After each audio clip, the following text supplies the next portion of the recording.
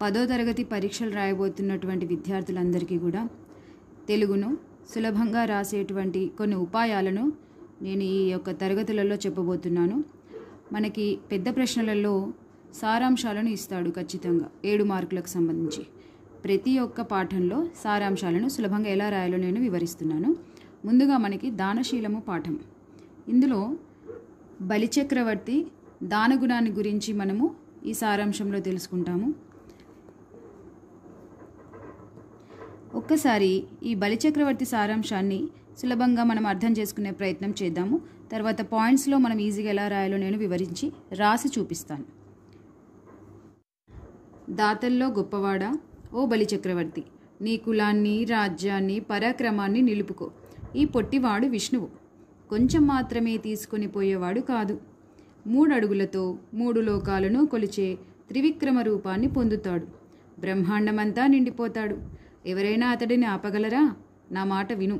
దానం వద్దు, గీనం వద్దు, ఈ బ్రహ్మచారిని పంపించు అని ఈ విధంగా తన వంశగురువైన శుక్రాచార్యుడు తన మేలు కోరి చెబుతుండగా క్షణకాలం కన్నులు మూసుకొని కీర్తిమంతుడైన బలి ఇట్లా అంటాడు: ఓ మహాత్మా, నీవు చెప్పింది నిజమే. లోకంలో గృహస్థుల ధర్మం కూడా ఇదే. అర్థం, కామం, కీర్తి, జీవనాధారం వీటిలో ఏది అడిగినా ఇస్తానని చెప్పాను. ఇప్పుడు ధనంపై దురాశతో లేదని చెప్పి తిప్పి పంపించలేను. ఇచ్చిన మాట తప్పడం కన్నా పాపం లేదు. పూర్వం భూదేవి ఎటువంటి చెడ్డ పని చేసిన వాడినైనా భరిస్తాను కానీ ఆడిన మాట తప్పిన వారిని మాత్రం మోయలేను అని బ్రహ్మతో చెప్పింది కదా.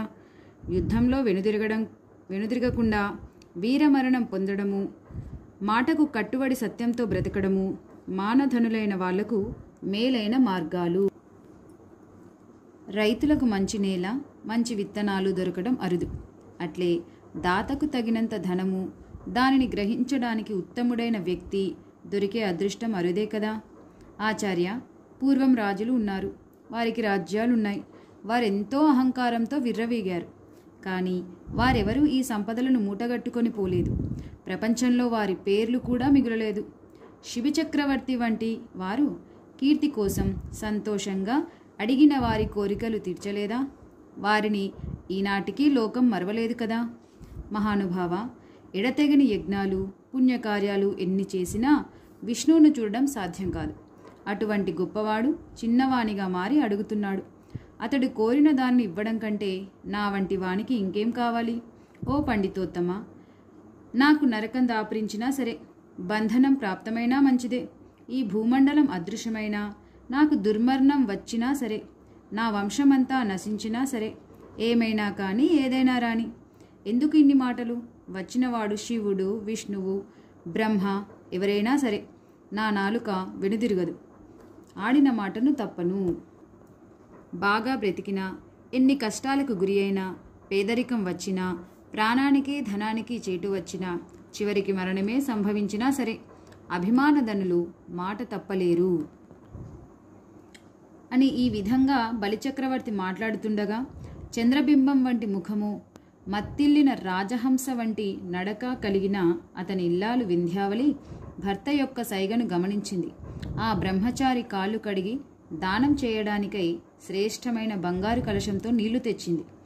అప్పుడు వామనునితో బలి చక్రవర్తి ఇట్లా అన్నాడు: ఓ ఉత్తమ బ్రహ్మచారి, లేవయ్యా, ఇటు రావయ్యా. నీవు అడిగింది లేదనకుండా ఇస్తా. నీ పాదాలు కడిగనివ్వు. ఇంకా ఆలస్యం దేనికి? వామనుడైన విష్ణువు కుడి పాదాన్ని బలిచక్రవర్తి కడిగాడు. ఆ పాదం దేవతలను కష్టాల నుండి కాపాడేది, కలకాలము మేలు కలిగించేది, అన్ని ఉపనిషత్తులకు అలంకారమైంది, భవబంధాలను పోగొట్టి మోక్షాన్ని సమకూర్చేది. అదేవిధంగా ఆ చక్రవర్తి వామనుని ఎడమ పాదాన్ని కూడా కడిగాడు. పవిత్రమైన ఆ జలాలను నెత్తిపై చల్లుకున్నాడు. ఆచమనం చేశాడు. దేశ కాలపూర్వకమైన సంకల్పాన్ని చెప్పాడు. బలిచక్రవర్తి చేతులు చాచి వామనుని పూజించాడు. బ్రాహ్మణుడవు, ప్రసిద్ధమైన వ్రతము కలవాడవు, విష్ణు స్వరూపుడవు, వేద ప్రమాణంచే తెలుసుకోదగిన వాడవైనా నీకు 3 అడుగుల నేల దానం చేస్తున్నా అని పలికి పరమాత్మునకు ప్రీతి కలుగుగాక అంటూ వెనువెంటనే చేతిలో నీటిని ధారవోశాడు. అది చూసి లోకం ఆశ్చర్యపడింది. ఓ పరీక్షిన్ మహారాజా, అన్ని భూతాలకు విష్ణువు అధిపతి. ఆయనకు బలిచక్రవర్తి దానమియ్యగానే 10 దిక్కులు పంచభూతాలు బలి అని పొగిడాయి. మనకు దానశీలము పాఠ్యభాగ సారాంశాన్ని సొంత మాటల్లో రాయండి అని మనకి పెద్ద ప్రశ్న రావడం జరుగుతుంది ఫైనల్ ఎగ్జామ్స్లో. దాన్ని మనం సొంతంగా ఎలా రాయాలి? నేను ఇంతకుముందు మనకి పుస్తకంలో ఇచ్చినటువంటి సారాంశం మొత్తాన్ని చదివి వినిపించాను. దాన్ని మనం సొంతంగా ఎలా చేసుకుని రాయాలో మీకు పాయింట్స్ వైజ్గా రాసి ఇక్కడ చూపిస్తున్నాను. మళ్ళీ ఒకసారి వివరిస్తాను. చక్కగా అర్థం చేసుకుని మీరు కూడా రాసే ప్రయత్నం చేస్తారని ఆశిస్తున్నాను. బలిచక్రవర్తి తన శక్తి సామర్థ్యాలతో స్వర్గలోకాన్ని ఆక్రమించాడు. బలిచక్రవర్తి యజ్ఞయాగాలు చేసినప్పటికీ కూడా అతను రాక్షసరాజు కాబట్టి స్వర్గలోకాన్ని ఆక్రమించేసి దేవతలందరినీ ఇబ్బంది పెడతాడు. అప్పుడు ఆ దేవతలందరూ వెళ్ళి ఏం చేస్తారు? విష్ణుమూర్తికి చెప్పుకుంటారు, మాకు ఈ బలి నుంచి రక్షించండి అని చెప్పేసి. అప్పుడు సరే అని చెప్పేసి విష్ణుమూర్తి దేవతలందరికీ కూడా అభయం ఇస్తాడు. నేను వామనుని అవతారంలో వెళ్ళి బలిని సంహరిస్తాను అని చెప్పి అనమాట. ఆ పాయింటే నేను ఇక్కడ రాశాను. దేవతలందరూ విష్ణుమూర్తితో తమ గోడు చెప్పుకోగా తాను వామనునిగా జన్మించి దేవతల కష్టాలు తీరుస్తానని అభయమిస్తాడు. అలా మాట ఇస్తాడనమాట. ఒకసారి ఈ తర్వాత ఏం చేస్తాడు? బలిచక్రవర్తి యజ్ఞాలు చేస్తూ ఉంటాడు. ఎప్పుడైనా సరే యజ్ఞాలు చేసినప్పుడు ఏం చేస్తూ ఉంటారు? ఆ యజ్ఞం తర్వాత దానాలను చేస్తూ ఉంటారు అన్నమాట. ఖచ్చితంగా దాని ఫలితం దక్కాలని చెప్పేసి. అట్లాగే ఈ బలిచక్రవర్తి నర్మదా నదీ తీరంలో దాన ధర్మాలను చేస్తూ ఉంటాడు. ఈ విషయాన్ని తెలుసుకున్నటువంటి విష్ణుమూర్తి ఏం చేస్తాడు? యాగం చేస్తున్నటువంటి అతని వద్దకు ఆ విష్ణుమూర్తి వామనుని రూపంలో అక్కడికి వెళ్తాడు అనమాట. వామనుడు అంటే ఒక బ్రాహ్మణులాగా, మనకి దశావతారాలలో ఒక చెంబు పట్టుకొని ఉన్నట్టుగా, గొడుగు పట్టుకొని ఉన్నట్టుగా ఒక అవతారం ఉంటుంది. మనకి పుస్తకంలో ఇచ్చారు కదా, ఆ రకంగా వామనుడి అవతారంలో అక్కడికి వెళ్తాడు. వెళ్ళి అందరికీ కూడా వచ్చిన వాళ్ళకి దాన ధర్మాలు చేస్తూ ఉంటాడు బలి.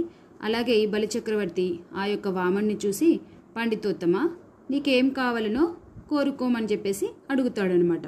అప్పుడు ఆ వామనుడు 3 అడుగుల నేల కావాలని అడుగుతాడు. నాకు ఏమీ వద్దు, ఒక 3 అడుగుల నేల ఇస్తే చాలయ్యా అని చెప్పేసి అంటాడు అనమాట. అప్పుడు ముందు బలిచక్రవర్తి అనుకుంటాడు, నా యొక్క హోదాకు తగ్గట్టుగా అడగవయ్యా, ఇంత 3 అడుగులు అడుగుతున్నావేంటి అని అన్నప్పుడు, నీకు వీలైతేనే ఇవ్వు, లేకపోతే నేను వెళ్ళిపోతాను అని చెప్తాడనమాట.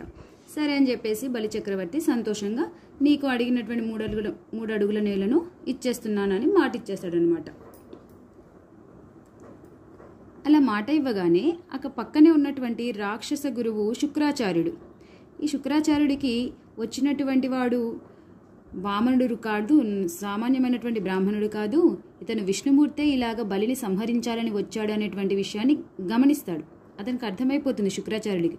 కాబట్టి అది గమనించి ఆ యొక్క రాక్షస గురువైనటువంటి బలిచక్రవర్తితో ఈ రకంగా చెప్తుంటాడు, ఓ బలి, నీ యొక్క కులాన్ని, రాజ్యాన్ని, వంశాన్ని నిలుపుకో. వచ్చినవాడు విష్ణువు 3 అడుగులతో ముల్లోకాలు ఆక్రమిస్తాడు.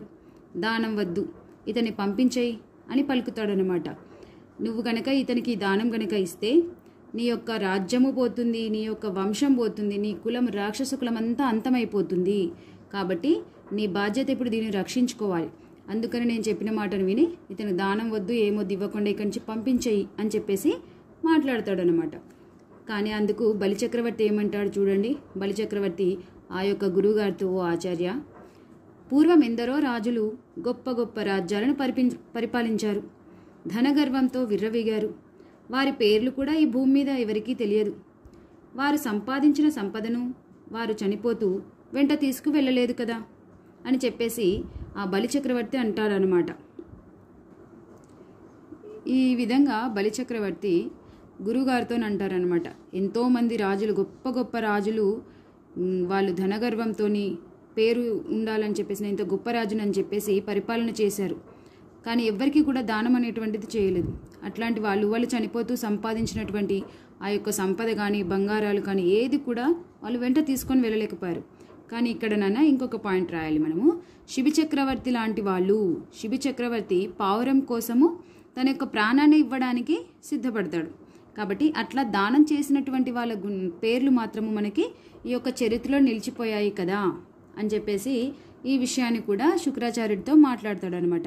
అట్లాగే మనకి రంతిదేవుడు ఉన్నాడు, దానవీరుడు అని చెప్పేసి కర్ణుని చెప్పుకుంటుంటాం. ఇట్లాగా దానం చేసినటువంటి వాళ్ళ పేర్లను ఈ యొక్క కాలంలో కూడా ఇన్ని యుగాలైనా మనం గుర్తుపెట్టుకుంటున్నాము. కాబట్టి నాకు మరణం సంభవించినా సరే నేను దానం చేస్తానని చెప్పేసి శుక్రాచార్యుడితో చెప్తాడనమాట.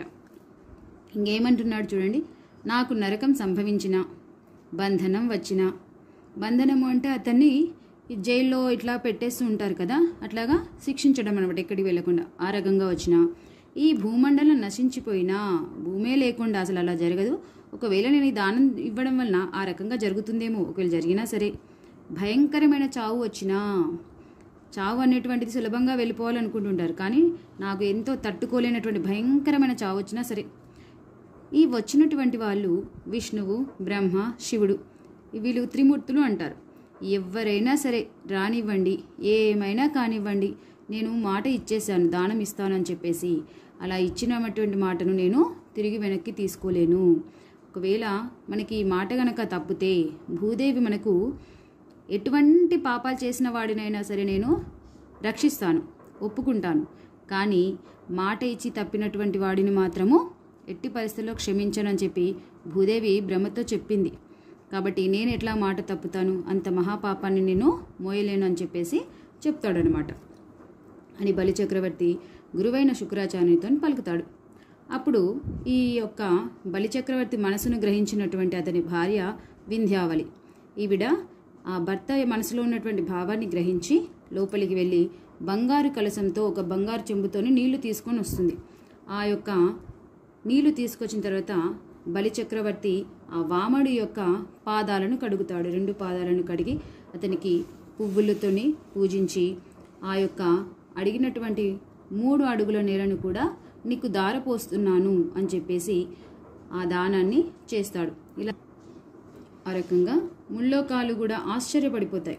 బలిచక్రవర్తి ఎంత గొప్పవాడు, రాక్షసుడైనా సరే తాను ఇచ్చినటువంటి మాటకు కట్టుబడి ఆ యొక్క దానాన్ని చేశాడు. పంచభూతాలు 10 దిక్కులు. 10 దిక్కులు ఏవే వస్తాయి? ఉత్తరం, దక్షిణం, తూర్పు, పడమర, ఈ 4 దిక్కులు ముందు. తర్వాత దిక్కులు 2 దిక్కుల మధ్యలో ఉన్నటువంటి మూలలు ఈశాన్యము, ఆగ్నేయం, నైరుతి, వాయువ్యం, ఇవి 8 అయ్యాయి. ఇంకా ఆకాశము, భూమి, ఇలా ఈ రకంగా అన్ని దిక్కులు అంటే 10 దిక్కులలో ఉన్నటువంటి మొత్తము జీవులన్నీ కూడా అంతా కూడా బలి అని చెప్పేసి ఆ యొక్క బలిచక్రవర్తిని మెచ్చుకుంటాయి. ఆ యొక్క విష్ణుమూర్తి ఏం చేస్తాడు, మొదటి అడుగుని ఆ యొక్క భూమి పైన పెడతాడు. 1 అడుగు అయిపోతుంది, భూమి అంతా ఆక్రమించేస్తాడు. ముందుగానే శుక్రాచార్యుడు చెప్తాడు కదా, ఈయన 3 అడుగులతో ముల్లోకల ఆక్రమిస్తాడయ్యా, వద్దు అని. కానీ బలిచక్రవర్తి మాట తప్పడు కాబట్టి మాట ఇచ్చేస్తాడు. మొదటి అడుగుని భూమి మీద పెడతాడు, 2వ అడుగు ఆకాశం పైన పెడతాడు. 2 కూడా నిండిపోతాయి. ఇంకా ప్లేస్ ఎక్కడుందయ్యా, 3వ అడుగు ఎక్కడ పెట్టను అని చెప్పేసి వామనుడు అడుగుతాడు. అప్పుడు నా తలపైన పెట్టవయ్యా అని చెప్పేసి బలిచక్రవర్తి తలను చూపిస్తాడు. ఆ రకంగా వామనుడు బలిచక్రవర్తి తలపైన 3వ పాదాన్ని మోపుతాడనమాట. ఈ రకంగా బలి సంహారము జరుగుతుంది. ఇది నాన్న స్టోరీ మొత్తము. మీరు ఇప్పుడు చెప్పిన దాంట్లో పాయింట్స్ గుర్తుపెట్టుకొని మీకు ఎలా రాయగలిగితే అలాగా, నేను తప్పు రాస్తానేమో అని చెప్పేసి భయపడకండి. మీరు ఎలా ఓన్గా రాయగలుగుతారో దాన్ని చక్కగా రాసే ప్రయత్నం చేస్తారు, మంచి మార్కులు తెచ్చుకుంటారని ఆశిస్తున్నాను.